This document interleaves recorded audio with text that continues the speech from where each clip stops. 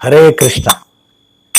జయ రాధ మాధవ కుంజ విహారి, జయ గోపి జన వల్లభ గిరివరధారి, యశోదనందన భజ జన రంజన, యమున తీరావనచారి, యమున తీరావనచారి. హరే కృష్ణ. భక్త బృందానికి పాదాభివందనం. ఈరోజు ఈ టాక్లో మనము జగన్నాథ స్వామి యొక్క లీల ఒకటి చర్చించుకుందాం. అంటే ప్రేమతోని మనసు పెట్టి మనము భగవంతునికి ఏది నైవేద్యం పెడతామో అది చాలా ఆనందంగా తీసుకుంటాడంట.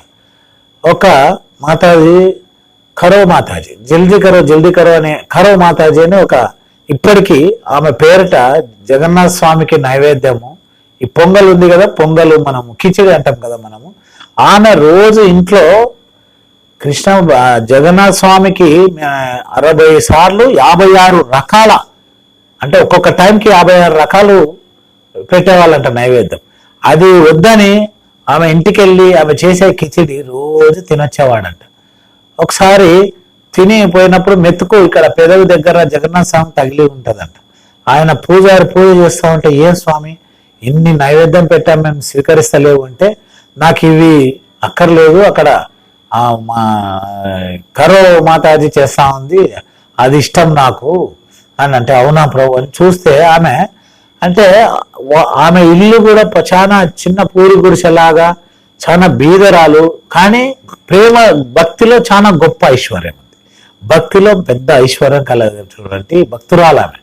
అట్లా చేసి పెట్టేదంట ప్రేమతో, ఎప్పుడెప్పుడు చేస్తావు. ఒకసారి ఒక సాధువు వాళ్ళ ఇంటికి వెళ్ళి చూసి, ఏందమ్మా నువ్వు ఇలా చేస్తున్నావు, నీట్గా పెట్టుకోవాలి, నీట్గా చెయ్యాలి, చాలా నీట్నెస్ లేదు, పాత్రలు మంచిగా తోముకొని చెయ్యి అని చెప్తారు.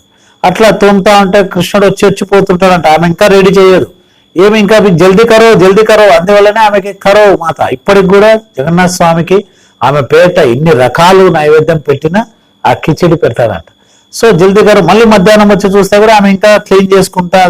మళ్ళీ సాయంత్రం వస్తే జల్దీ కరో మై ఖానా భూక్ లగ్ రా అని చెప్పి ఆమె దగ్గర సాయంత్రం తింటాడంట. అంటే ఇది ఏం లేదు, నువ్వు చేసే అంతే, ఈ క్లీనింగ్ లేదు ఏం లేదు అంటే ప్రేమతోని, లవ్ అండ్ డివోషన్ అంటే ఈ రెండు కలిసి భగవంతునికి అర్పిస్తే గాన దాసోహం అవుతాడంట. కృష్ణ భగవానుడు ఎప్పుడెప్పుడు తహతహలాడుతుంటాడంట తన భక్తునికి. ఆయన రిటర్న్ గిఫ్ట్ అంటే మనం ఆయనకి ఇచ్చేయడం మనకు ఇస్తాడంట. సో అందువల్ల మనము కృష్ణునికి ప్రేమతో ఒక భక్తితో ఏదైనా సమర్పించి, అంటే భక్తుని మనం ఇంట్లో ఏం చేసుకున్నా కూడా భగవంతుని పెట్టే మనం నైవేద్యం ప్రసాదంగా స్వీకరించాలి. భగవంతుని పెట్టకుండా తింటే అది విషం అంట.